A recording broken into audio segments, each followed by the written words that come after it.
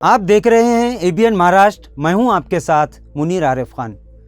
नाजरीन, इस मुल्क की दूसरी सबसे बड़ी रियासत यानी महाराष्ट्र इस वक्त पूरी तरह से सियासी माहौल में डूब चुका है, क्योंकि बस आइंदा 2-2.5 महीनों बाद महाराष्ट्र के असेंबली इलेक्शन होने जा रहे हैं, जिसके लिए जहां तमामी सियासी पार्टियां, इन तमामी सियासी पार्टियों के छोटे बड़े नेता तो वहीं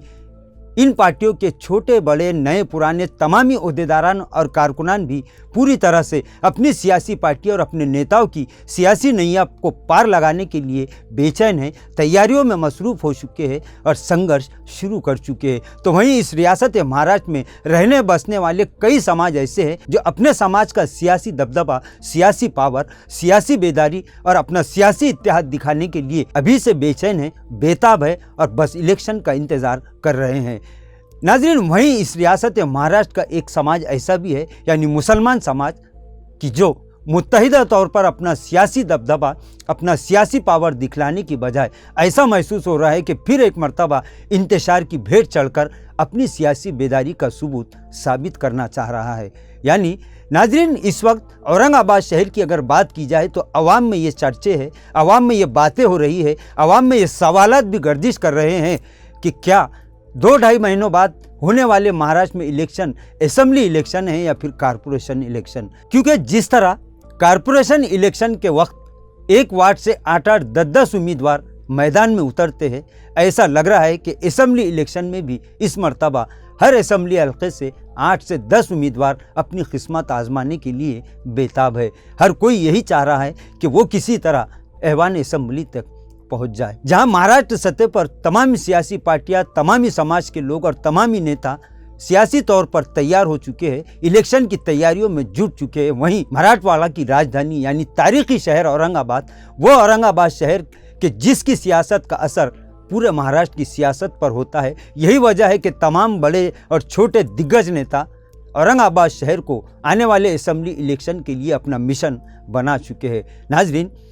औरंगाबाद शहर के 2 असेंबली हल्के ऐसे हैं कि जहां पर मुसलमानों की तादाद फैसला कुन है, यानी यहां से 2 मुस्लिम एमएलए, यानी अगर इत्तेहाद का मुजाहरा किया जाए, एकजुट होकर अगर इन उम्मीदवारों के हक़ में राय दही की जाए तो औरंगाबाद शहर से 2 मुस्लिम उम्मीदवार कामयाब होकर ऐवान असेंबली ज़रूर पहुंच सकते हैं। लेकिन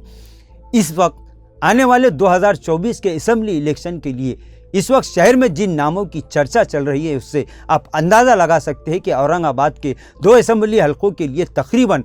1 दर्जन के करीब मुस्लिम उम्मीदवार एमएलए बनने के ख्वाहिशमंद है। नाजरीन, इस वक्त शहर में जिन ख्वाहिशमंद उम्मीदवारों की चर्चा चल रही है, यानी औरंगाबाद के 2 असेंबली हलकों से जो मुस्लिम उम्मीदवार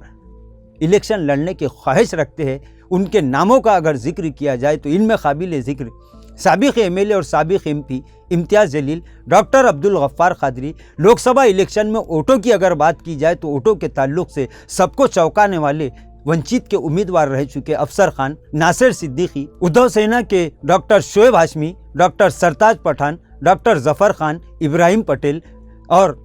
एमआईएम के साबिक ज़िला सदर जिन्होंने पार्टी से नहीं बल्कि अपने ज़िला सदर के ओहदे से इस्तीफा दिया, यानी समीर साजिद बिल्डर। नाज़रीन, ये वो नाम है जो इस वक्त औरंगाबाद शहर की सियासत में चर्चा का मौजू बने हुए हैं। लेकिन इनके अलावा भी ऐसे कई अनगिनत नाम भी उम्मीदवार यानी ख्वाहिशमंद उम्मीदवारों की फहरिस्त में शामिल है, यानी आजी माजी भावी कारपोरेटर्स और साबिक कारपोरेटर्स भी है, जिनकी एक लंबी फहरिस्त है, जिनका नाम का जिक्र करना यहाँ पर ज़रूरी इसलिए नहीं है कि अगर इन तमाम ही के नामों को नाजरीन के सामने पेश किया जाए तो इससे नाजरीन का वक्त ज़ाय होने का अंदाज़ा है। नाजरीन, लगभग कई ऐसे उम्मीदवार हैं जो ये कह रहे हैं कि हम असेंबली इलेक्शन में एक मजबूत उम्मीदवार के तौर पर काम कर सकते हैं। इन लोगों की ये सोच है, इन लोगों को ये फिक्र है कि वो किस तरह से ऐवान असेंबली में मुंतखब होकर पहुंच सकते हैं। नाज़रीन, इनमें ऐसे कई ख्वाहिशमंद उम्मीदवार भी है जो पिछले कारपोरेशन इलेक्शन में कारपोरेटर मुंतखब हुए थे, और वो जो लोग कारपोरेटर उस वक्त मुंतखब हुए थे, ना ही वो अपने नाम और ना ही अपने काम की वजह से कारपोरेशन पहुंचने में कामयाब हुए थे, बल्कि जिस तरह 2014 के लोकसभा और असेंबली इलेक्शन में मोदी लहर चल पड़ी थी, उसी तरह 2014 के असेंबली इलेक्शन के बाद हुए औरंगाबाद म्यूनिसिपल कारपोरेशन के वक्त भी एमआईएम की लहर चल पड़ी थी। यही वजह थी कि उस वक्त यानी 2014 के बाद जो कारपोरेशन इलेक्शन हुए थे, ऐसे कई नए चेहरे थे जो कारपोरेटर मुंतखब होकर कारपोरेशन में आवाम की नुमाइंदगी के लिए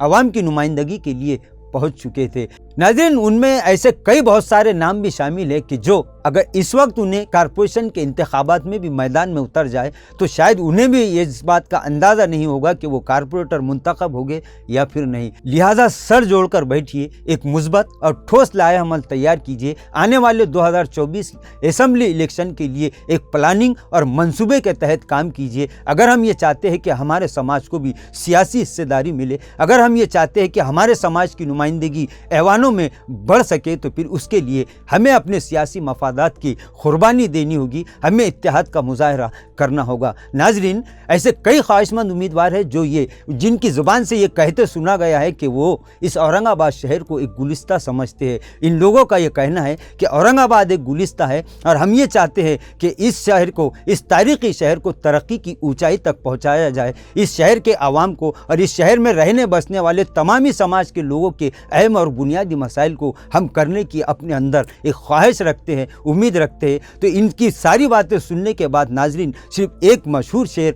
दिमाग में गर्दिश कर रहा है, जिसे नाजरीन के सामने पेश करना भी गोया हमारी जिम्मेदारी है कि बर्बाद गुलिस्ता करने को बस एक ही उल्लू काफ़ी था, हर शाख पे उल्लू बैठा है, अंजाम गुलिस्ता क्या होगा। नाजरीन, आज के लिए बस इतना ही, फिर मुलाकात होगी कुछ नई वीडियो के साथ। तब तक के लिए हमें इजाज़त दीजिए। अल्लाह हाफिज़।